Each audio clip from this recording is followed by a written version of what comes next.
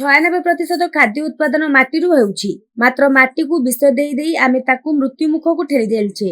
ରାସାୟନିକ ସାରର ଅହେତୁକ ପ୍ରୟୋଗ ମାଟିର ଗୁଣବତ୍ତାକୁ ନଷ୍ଟ ଚାଲିଛି। ପୁରୀର ପ୍ରାୟ 16,000 ହେକ୍ଟର ଜମି ଜଳମଗ୍ନ ହୋଇ ରହୁଛି। ଅଧିକାଂଶ ଲବଣାକ୍ତ ହେଉଛି, ତେଣୁ ସେଠାରେ ଧାନ ଚାଷ ହୋଇପାରୁନାହିଁ। 1 ଇଞ୍ଚ ମାଟି ସ୍ତର ସୃଷ୍ଟି ଲାଗି ପ୍ରାୟ 600 ରୁ 1000 ବର୍ଷ ଲାଗିଥାଏ। ମାତ୍ର 1 ଇଞ୍ଚ ମୃତ୍ତିକାକୁ ନଷ୍ଟ କରିବାକୁ 1 ବର୍ଷ ଲାଗିନଥାଏ। ମୃତ୍ତିକାର ଗୁଣବତ୍ତା ରକ୍ଷା ପାଇଁ ଚାଷୀମାନେ ସଚେତନ ହେବା ନିତାନ୍ତ ଜରୁରୀ ହୋଇପଡ଼ିଛି।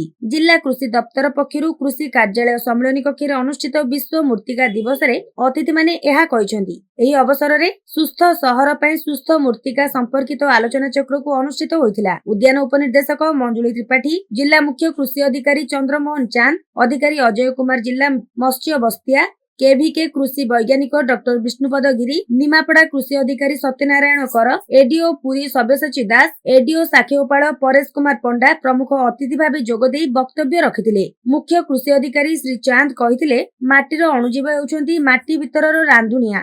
ତେଣୁ ଜିଆ ଖତର ପରିମାଣ ବଢାଇବା, ମାଟି ତଳେ ଅଣୁଜୀବ ସୁରକ୍ଷିତ ରହିବା ପାଇଁ ମାଟିର ସ୍ୱାସ୍ଥ୍ୟ ସମ୍ପର୍କରେ ଜାଣିବା, ମୂର୍ତ୍ତି ସ୍ୱାସ୍ଥ୍ୟକୁ 2-3 ବର୍ଷରେ ପରୀକ୍ଷା କରାଇ ନେଇ ଆବଶ୍ୟକ ପଦକ୍ଷେପ ନେବା ଆଦି ବିଷୟରେ ଗୁରୁତ୍ୱାରୋପ କରିଥିଲେ। କୃଷି ବୈଜ୍ଞାନିକ ଡକ୍ଟର ବିଭୁପଦ ଗିରି କହିଥିଲେ ଯେ, ଚାଷ ଜମିରେ ଭଲ ଫସଲ ଫଳାଇବା ପାଇଁ ହେଲେ 25 ଭାଗ ପାଣି, 25 ଭାଗ ପବନ, 45 ଭାଗ ଖଣିଜ ପଦାର୍ଥ ଓ 5 ଭାଗ ଜୈବିକ ପଦାର୍ଥ ରହିବା ଆବଶ୍ୟକ। ମାତ୍ର ଚାଷୀମାନେ ଏତେ ମାତ୍ରାରେ ପାଣି ମଡାଉଛନ୍ତି ଯେ ଅମ୍ଳଜାନ ଯିବା ପାଇଁ ବାଟ ରହୁନାହିଁ। ତେଣୁ ଚେର ମଜବୁତ ହେଉନାହିଁ। ପାଣି ମଡାଇବା ବେଳେ ଏ କଥାକୁ ମଧ୍ୟ ଦୃଷ୍ଟି ଦେବାର ଆବଶ୍ୟକତା ରହିଛି। ସେହିଭଳି ଫସଲ ଅବଶେଷକୁ ମାଟିରେ ପ୍ରୟୋଗ କଲେ ଏହା ମାଟିରେ ଜୈବିକ ଅଙ୍ଗାରର ପରିମାଣ ବଢାଇବାରେ ସହାୟକ ହୁଏ। ପୁରୀ ଜିଲ୍ଲାର ମାଟିର 3% ଜୈବିକ ଅଙ୍ଗାର ରହିବା ଆବଶ୍ୟକ ଥିଲେ ହିଁ ମାତ୍ର 5% ସେହିଭଳି 1 ବର୍ଗ ମିଟରରେ 100ଟି ଜିଆ ରହିବା ଆବଶ୍ୟକ। ମାତ୍ର ଚାଷ ପରେ ନିଆଁ ଲଗାଇ ଦେଉଥିବାରୁ ବହୁ ଦରକାର ଅଣୁଜୀବ ଓ ଜିଆ ମରିଯାଉଛନ୍ତି। ତେଣୁ ଚାଷୀମାନେ ଏ ସବୁ ଦିଗକୁ ଦୃଷ୍ଟି ଦେଇ ମାଟିର ଗୁଣବତ୍ତା ପାଇଁ ଚେଷ୍ଟା କରିବାକୁ ଆହ୍ୱାନ ଦେଇଛନ୍ତି ବୈଜ୍ଞାନିକ ବୃନ୍ଦ।